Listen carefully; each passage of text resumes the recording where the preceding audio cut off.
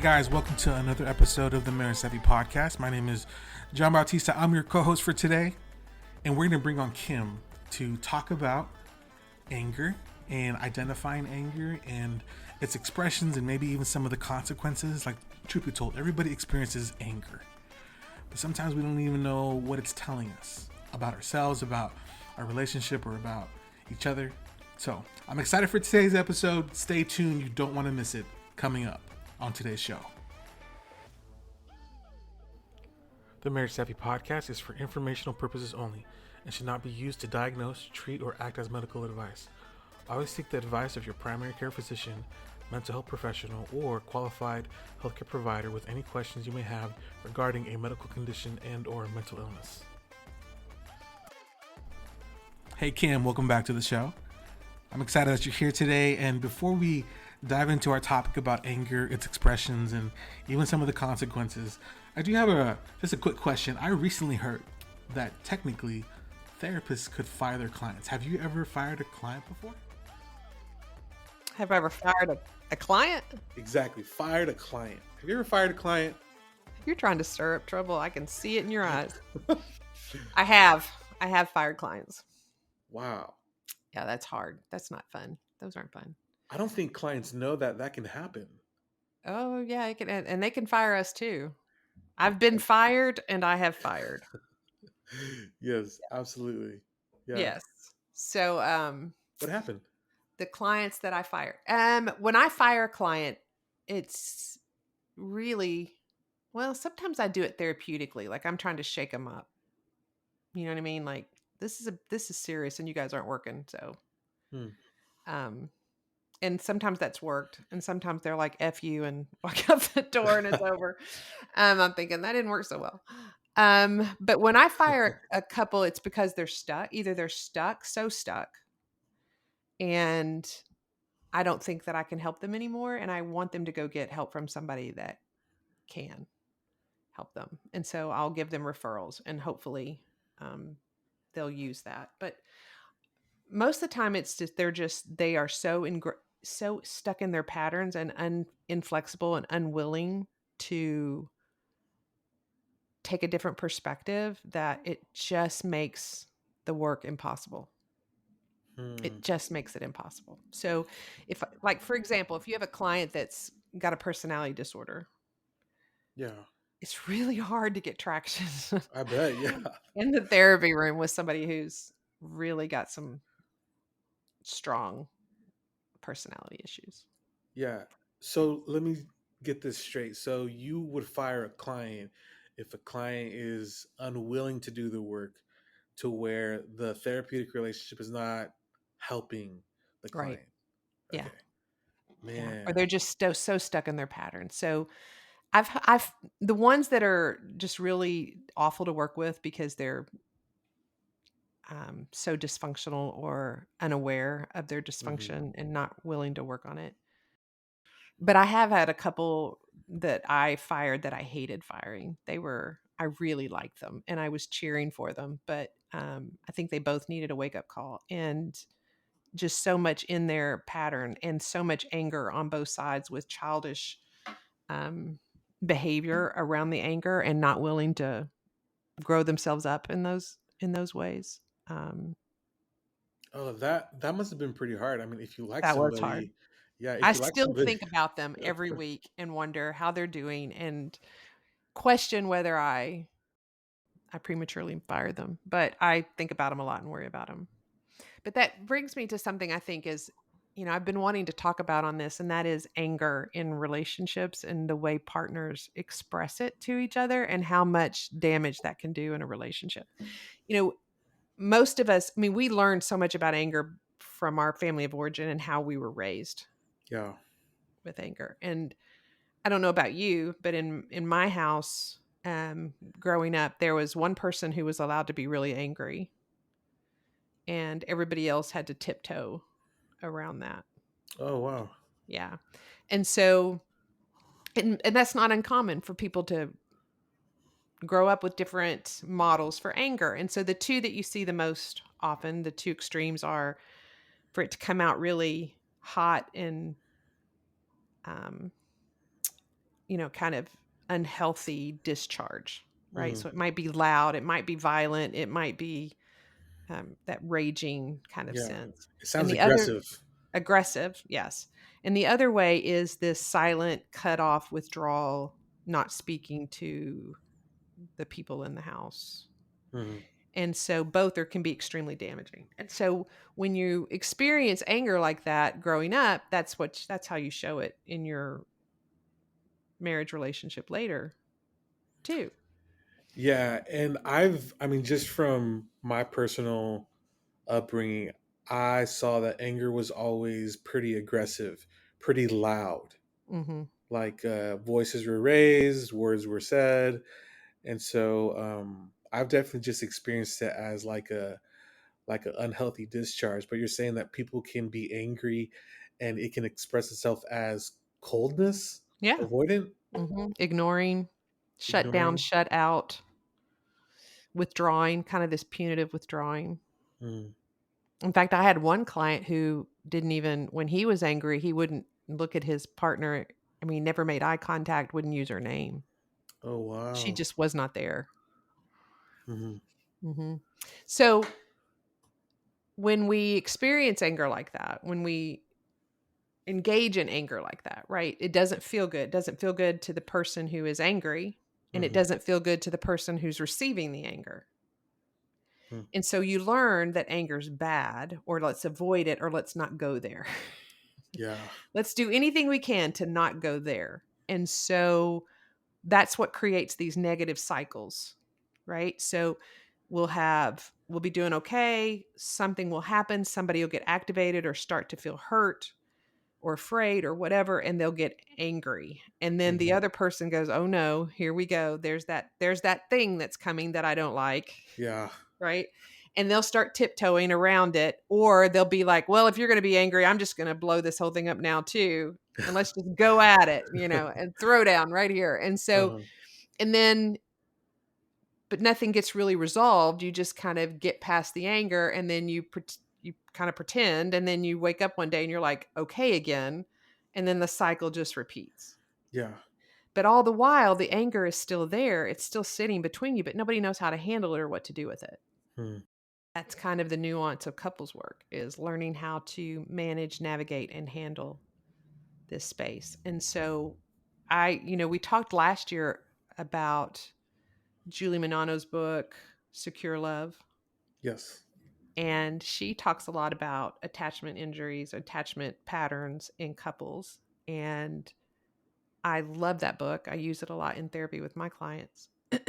And she also has a podcast about the book that I recommend people go look at or listen to.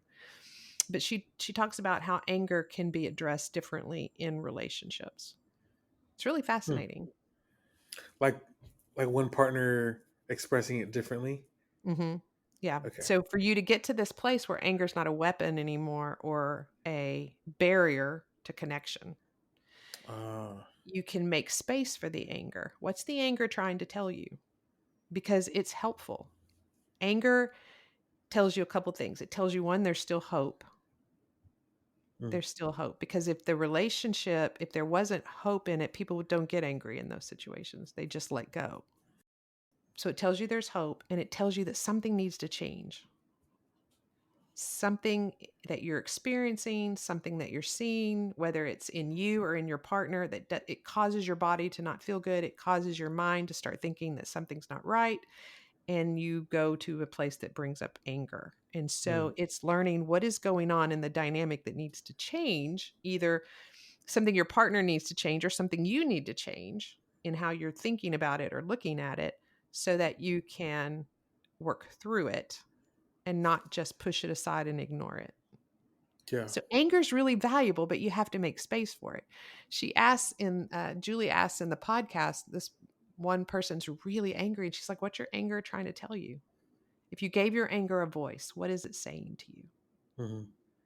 And the client said, "It's saying that I'm afraid you're going to leave me." She says, "Anger and fear go hand in hand. What are you afraid of?" "I'm afraid my partner's going to reject me, isn't going to want me, isn't going to see me or want to be with me, or is going to let me down." And so those are some pretty important ideas or concepts to have to wrestle around.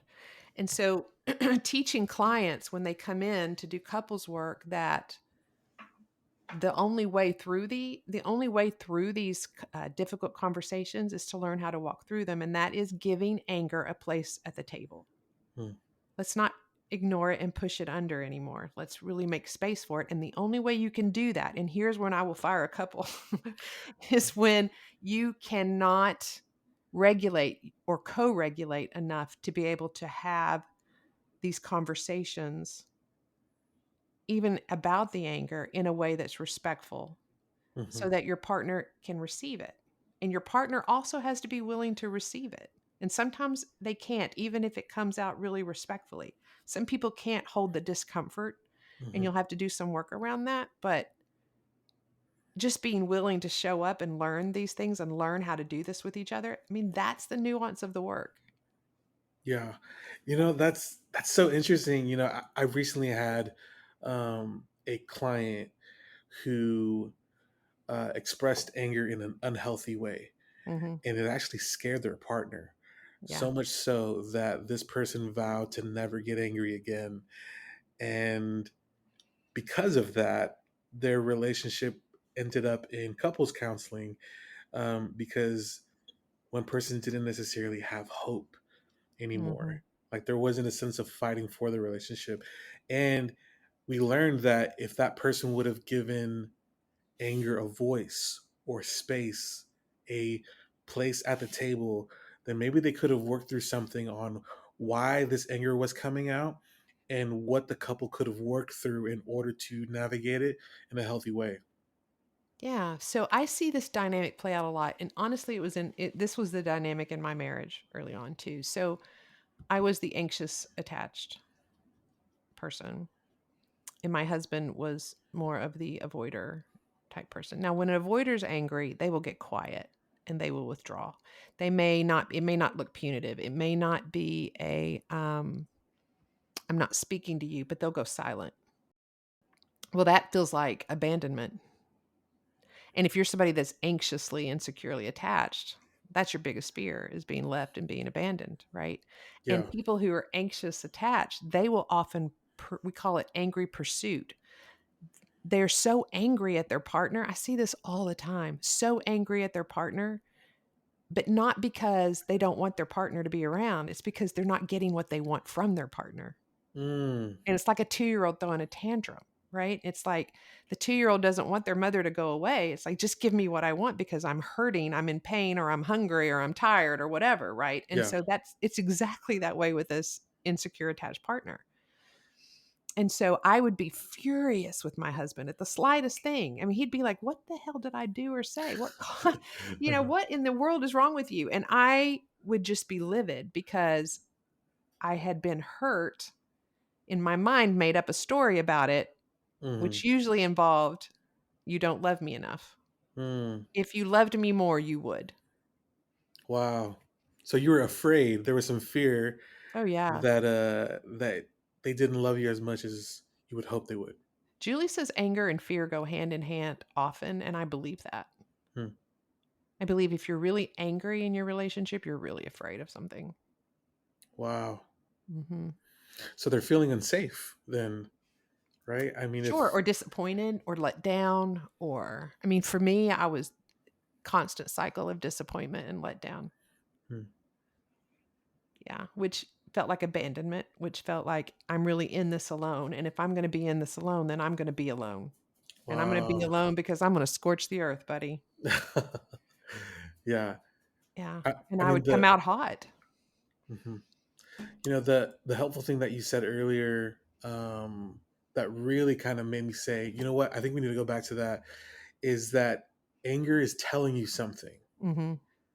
So a lot of people think that anger is something that they should not feel. Sure. But what would you tell people that either think that or feel that in some kind of way, that anger is something that we shouldn't feel because it's so negative, or because it either detaches me or motivates me to scorch the earth? They want to avoid it completely. Like, what would you say to somebody that has that perspective? I'd say learn how to handle your anger so it's helpful, not hurtful. Hmm. because it can be extremely helpful. Your body experiences pain when something's wrong. Oh, that's true. Yeah. And nobody wants to experience pain. That's not fun, but you need the information. You need to know that something's wrong in your body. I have a splinter I didn't know about. There's an infection brewing. I've Right. got a stomach bug, so I'm throwing up all the time. Like Right. the pain is telling you that you need to be alerted to something. Well, anger's the same way. Oh, And I so like it's that. not bad. It's very helpful. It's Yeah. telling you boundaries are being crossed. It's telling you the relationship needs attention. It's telling you that you need to do some housekeeping in your emotions with your Yeah. emotional state or the way your mind is thinking through things. And so anger is very helpful if you learn how to manage it wisely. The problem is most of us don't know what to do with it because we're so afraid of it or because it was modeled so badly for us. Mm. Mhm. Wow. When I was younger, I used to pride myself in saying, I don't ever get angry. And as I've realized over the years, there were a lot of things that I did get angry over. I just chose to, in some sense, invalidate myself and say, I don't need to be feeling that. Avoidance do that a lot. I'm not saying you're avoidant, but I'm saying that Hmm. avoidance will do that a lot Hmm. because I'm not worth it or it's not worth it or I don't deserve to have whatever, whatever. And so you'll use anger to stifle and shut yourself down, Mm. minimize. Wow. I mean, I would definitely say that I'm anxiously attached. So for people that don't know what that might mean is if there is disconnection, if I feel a detached sense in my relationships, I tend to go in. I tend to move towards to try to figure out and like repair something, Mhm. because I don't want to be abandoned. Just like you said, it's fear of somebody leaving you Mhm. Yeah. in some sense. So that's just kind of my. Yeah, and so I see a lot of women in particular who pursue with anger. Mhm. They'll get so mad when their partner acts in ways they don't understand or know. Mel Robbins did a podcast and she's got a book out. Everybody's talking about it now. The let them theory. Do you know about the let them theory? No, what is that? Oh, for real? You do? Do you not? No. It's good. It is good. She talks about people are going to do things that are hurtful or disappointing. And if you want peace in your life, you have to just let them. You have to let people be and do and think what they're going to think and feel and say. And don't get too worked up in or angry or reactive when people act in ways that don't align with what you want them to do. Kim, that sounds like differentiation. Doesn't it though? It does, She yeah. calls it let them, we say differentiate. Differentiation. Yeah, It's how to have better peace by just letting people be who they are. Now, her take on it is once you let them, then let me, meaning I might have to make certain decisions based on that. Right. yeah, for sure. I mean, whenever people make their own decisions, we have to say, all right, this is the information that I got from this experience, Hmm. right? And who you are to me, and this is what I will choose to respond with But instead of what react she's really saying, what good old Mel's really saying here, she didn't ask me what I think, but I'll tell you. What she's really saying is let them, it means stay regulated. Yeah. Stay regulated. Don't let your anger be unhelpful because it's going to just blow this thing up and it's going to be hurtful to you and to everyone around you. So let them. It doesn't mean you're going to stay in relationship with someone. It doesn't mean you won't. It just means stay regulated. And with Hmm. couples, whether you want to call it differentiation or let them or whatever, it's just how do we co-regulate so that we can talk through things. Even the fact that one of the most impactful conversations I ever had with my husband, I'll never forget it. It was in Boulder, Colorado. I was on a training there. Hmm. And I was livid. I was so mad at him for something that he did again and again and again. And oh my goodness, he did it again. And I looked at him and we were in the car. He was driving. We were in a parking lot. And I turned to him and I was ready to I just said, you did this. You did this. And you said you wouldn't do this again. And you did it. And he looked at me and he goes, I sure did.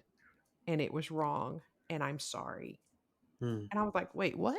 Like I was expecting this pushback. Oh. And it was like he took a pin and popped the anger balloon. All the wind came rushing out of that. And I was like, oh, what do I do with that? It was like, Yeah. well, okay, and Yeah. so, but I was able to say, it's not okay that you did it. I was feeling anger. Mhm. And honestly, I should have been angry. Not angry enough to divorce him or get out of the car and slam the door. I'm not saying we were going there, but I'm saying I was pretty Mhm. mad. And Yeah. the relationship, he was able to hold space for that. I was able to say, look, this is not okay. And I am mad. And Yeah. he said, and you should be, and you're right. And I'm sorry.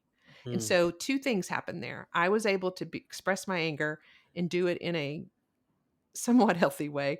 I can't really remember the details of all of that, but I'm guessing it was somewhat healthy. And he was able to receive that and respond accordingly. And we co-regulated. Mm. We co-regulated. That's the beauty of it. Yeah. Now, differentiation, right? So if I had said to him, look, I'm angry. This is wrong. You shouldn't have done that. And he had said, what are you talking about? I don't know what you're talking about. You're making stuff up again. Ooh, I might have scorched the earth then. Quite honestly, I might have, right? Yeah. But if I can keep my cool and hold on to it, then we have a different way to have a conversation, though. We still don't have to burn the whole thing down. Yeah. Absolutely. And in the same way that John had a choice to react or respond, I mean, he chose to respond and not react. I Mhm, think a lot of people may not be aware of how defensiveness comes up mhm. whenever something is being exposed or being pointed out. And because of that, they don't give the person the opportunity to voice their anger, to let uh, the person state why this is coming up for them. Well, and you and I have talked before about anger having showing there's hope in anger. Yeah. Well, where's the hope in that situation? Well, if I didn't want to be in a relationship with my husband, if I didn't want to be close to him, if I didn't want to have a loving relationship, these things wouldn't make me angry. There's the Hmm. hope. Hmm. The hope is I'm still in it and he's still in it. And that's why we're struggling. There's the hope. It's Yeah. hard to see that sometimes when the anger comes at you.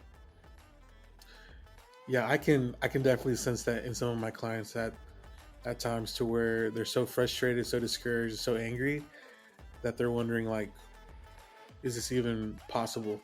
Yeah. Yeah. So anger is this big thing in the room. And sometimes we have to have room for each couple, each person in the room and their anger. Sometimes there's 5 of us at the table. But yes, I have fired couples and I don't like doing it. I don't like doing it, but sometimes I have. And sometimes I've been fired by couples. Yeah. And that's always a mistake. I'm just kidding.